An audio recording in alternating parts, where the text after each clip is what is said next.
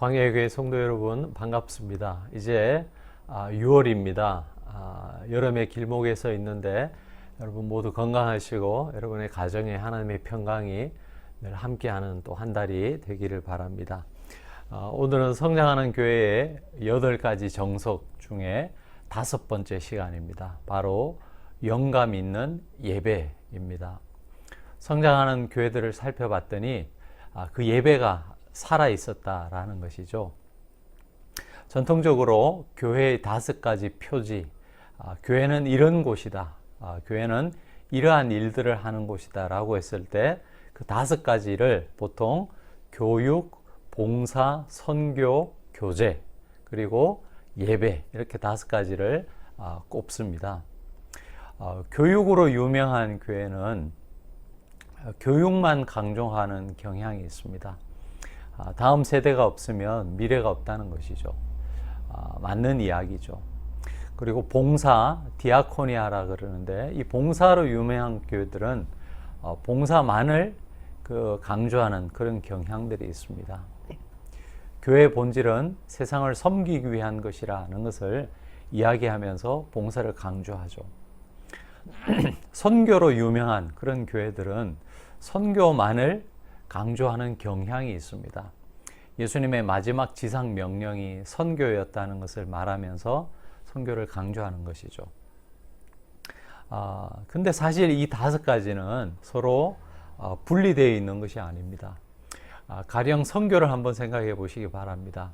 선교하기 위해서 어떤 지역에서는 아이들이 굉장히 많습니다. 그러면 교육을 통해서 선교할 수 있겠죠. 또 어떤 지역에서는 사회 봉사적인 측면이 필요해서 그 사회 봉사를 통해서도 선교할 수 있습니다. 그러니까 이 5가지는 딱 구분되어 있는 것이 아니라 서로 연결되어 있고 또 함께 가는 것이라고 우리가 볼 수 있습니다. 자, 그 중에 예배는 그리스도인과 교회의 삶에서 심장과 같습니다. 다른 모든 것을 가능하게 만드는, 뛰게 만드는 그런 심장의 역할을 한다고 할 수 있습니다. 예배가 기본이 될 때 여러분 봉사는 사회기관이 하는 그런 봉사와 다르다는 것, 그리고 그 봉사할 때 정말 하늘이 주시는 그런 기쁨을 갖고 섬길 수 있는 봉사가 됩니다. 예배가 기본이 될 때 기독교 교육은 단순히 어떤 좋은 사람을 만드는 그런 역할이 아니라 여러분 이 영적인 존재라는 것을 인식시키면서 하나님을 알게끔 만드는 자리로까지 나아가게 하죠. 예배가 기본이 될 때 교회 안의 교제는 단순히 사람들이 먹고 마시는 그런 관계가 아니라 하늘의 백성으로서의 그 교제를 누리는 참된 기쁨을 맛볼 수 있습니다. 이처럼 예배는 교회 모든 사역의 원천이라고 할 수 있습니다. 자, 그럼 영감 있는 예배란 어떤 예배를 말하겠습니까? 그 전에 우리가 영감 있는 예배라고 할 때 그것이 단순히 예배 스타일의 문제냐, 이런 고민을 한번 해볼 필요가 있을 것 같습니다. 제가 경험하기로 전통적인 예배, 그리고 예전을 중시하는 그런 예배를 강조하는 분들이 있습니다. 신학교의 예배학 전공 교수님들은 주로 이런 예전을 강조하시는 것 같습니다. 개신교 예배가 너무 설교에 치중되다 보니까 다른 요소들이 좀 이렇게 덜 강조되었고, 또 특별히 이 회중이 예배의 주체자로 세워지기 위해서 이런 예전을 강조하는 그런 부류의 분들이 있습니다. 또 어떤 분들은 열린 예배 형식의 아주 자유로운 그런 예배 형식을 선호하는 분들도 있습니다. 주로 교회 성장을 주장하는 그런 사람들이죠. 그리고 그런 분들은 믿지 않는 사람들에 대한 배려를 강조하면서 어떤 자유로운 스타일의 그런 예배를 강조하기도 합니다. 그런데 사마리아 여인과 예수님과의 그 대화, 요한복음에 나오는 그 장면을 생각해 보면 영감 있는 예배라는 것이 단순히 어떤 그 형식의 문제, 예배 스타일의 문제는 아니라는 것을 우리가 알 수 있습니다. 사마리아 여인은 예수님께 장소에 대한 질문을 하죠. 어디에서 예배 드려야 됩니까? 근데 여기에 대해서 예수님은 장소의 문제가 아니라 그 예배 드리는 사람 자체, 그 예배 드리는 사람이 신령과 진정으로 예배 드려야 된다는 것을 예수님께서 말씀해 주셨습니다. 그리고 또 영감 있는 예배라고 할 때 그 예배는 우리가 예배 드리는 횟수와도 무관하다라고 볼 수 있습니다. 어떤 분들은 예배를 많이 들으면 좋은 것인가, 다다익선인가, 그런 생각을 하시는 분들도 있는데, 우리가 예배의 횟수를 많이 드린다고 해서 하나님께서 기뻐하시느냐, 또 그것도 아닌 것 같습니다. 그래서 우리가 예배를 드릴 때 이런 요소들, 어떤 예배 스타일이나 아니면 예배 드리는 횟수에 우리가 이 영감 있는 예배인가 아닌가가 그렇게 관련이 없다는 것을 우리가 생각해 볼 수 있는 것이죠. 자, 그러면 과연 영감 있는 예배란 어떤 예배를 말하겠습니까? 자, 먼저 예배란 무엇이겠습니까? 여러분, 예배는 하나님께 영광을 돌려드리는 그런 행위를 말하는 것이죠. 그렇기 때문에 이 예배의 대상은 철저히 하나님이십니다. 그러기에 영감 있는 예배라고 하는 것은 예배에 나오는 회중으로 하여금 하나님께만 집중할 수 있게 하고 하나님께만 영광을 돌려드릴 수 있게 하는 예배, 그런 예배가 영감 있는 예배가 아닐까 생각되어집니다. 어떤 예배를 드려보면 너무 시각적인 그런 요소들이 많아서 하나님을 묵상하기에 좀 방해가 되는 그런 경우도 있습니다. 또 어떤 예배는 너무 그 음향적 요소들이 시끄럽고 많아서 하나님께 집중하기가 오히려 힘든 경우들도 있습니다. 또 어떤 경우는요, 여러분, 이건 참 아이러니한 것인데 설교자 때문에 하나님께 집중을 하지 못하는, 집중하는 데 방해가 되는 그런 경우도 있습니다.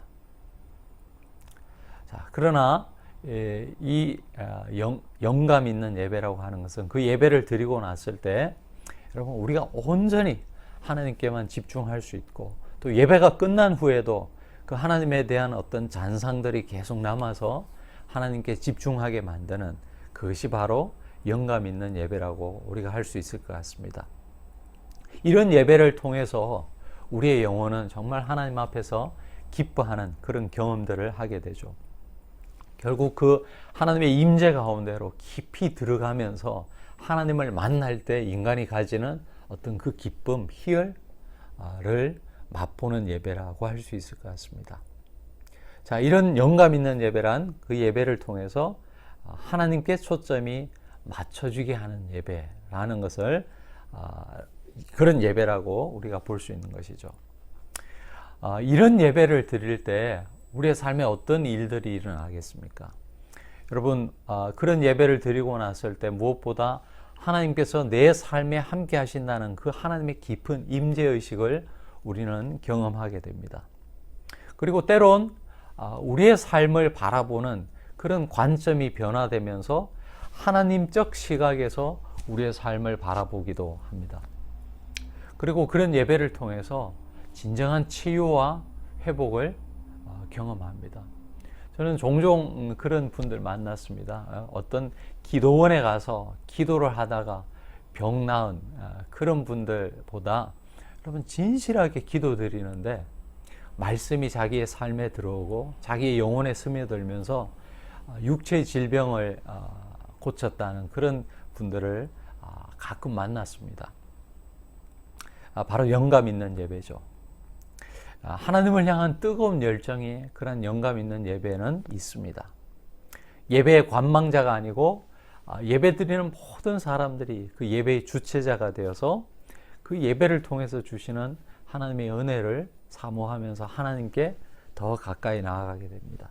그러면서 아까 말씀드렸다시피 하나님을 깊이 경험하는 그런 경험들 속에서 예배를 통해서만 주시는 그런 기쁨을 누리기도 하죠. 또한 영감 있는 예배는 잃어버린 자들에 대한 관심과 그런 섬김이 있는 예배라고 할 수 있습니다. 여러분, 예배는 우리 믿는 자들에게는 익숙하지만 교회에 처음 나오는 분들에게는 굉장히 어색하고 힘든 부분이 있다는 것을 우리가 인정해야 될 것입니다. 그리고 그런 분들을 향한 배려가 있어야 되겠죠. 하나님은 오늘도 잃어버린 자들을 찾으시는 분이십니다. 우리가 교회를 이전하면 아마도 지금보다는 많은 분들이 저희 교회를 방문하지 않을까 생각됩니다. 저는 기본적으로 우리 교회가 기존의 신자들을 끌어모으는 그런 교회가 되기보다는 정말 하나님을 전혀 알지 못하는 그런 분들에게 어쨌든 복음을 전하고 그들이 회심하는 그런 일들이 계속해서 일어나는 교회가 되기를 원합니다. 하지만 그렇다고 해서 수평이동이 그러면 모든 수평이동은 다 나쁘다, 그렇게 보지는 않습니다. 여러분, 이사를 왔는데 다니는 교회가 너무 멀어요. 현실적으로 가까운 교회를 찾다 보면 교회를 옮길 수도 있을 것이라고 저는 생각합니다. 또 이 시대에 가난한 성도들이 굉장히 많습니다. 예전에 교회를 나갔지만 나가지 않는 그런 성도들이 정말 좋은 교회를 찾으려고 할 때 새로운 교회를 등록할 수도 있다라고 생각합니다. 근데 그런 분들이 무엇을 보고 교회를 옮기겠습니까? 뭐 많은 것들을 생각하겠죠. 그 교회의 교육 시스템이 어떻게 되어 있는지, 조직은 잘 갖춰져 있는지, 뭐 이런 많은 요소들이 있겠지만 가장 첫 번째 보는 것, 아마 예배가 아닐까 생각되어집니다. 그래서 저는 목회자로서 이 예배에 대한, 우리가 이제 교회를 옮겼을 때 여러 시도들을 해 보려고 합니다. 여러분, 비진리의 문제가 아니라면 여러분 열린 마음으로 한번 지켜봐 주시고 또 의견 주시고, 우리가 어떻게 하면 예배를 통해서 하나님께 좀 더 집중할 수 있을까를 함께 고민하면 좋겠습니다. 여러분, 예배를 통해서 하나님 만나기를 간절히 사모하고 또 기도해 주시면 감사하겠습니다. 설교자가 최선을 다해서 영감 있는 그런 설교를 할 수 있도록 여러분 또한 기도해 주십시오.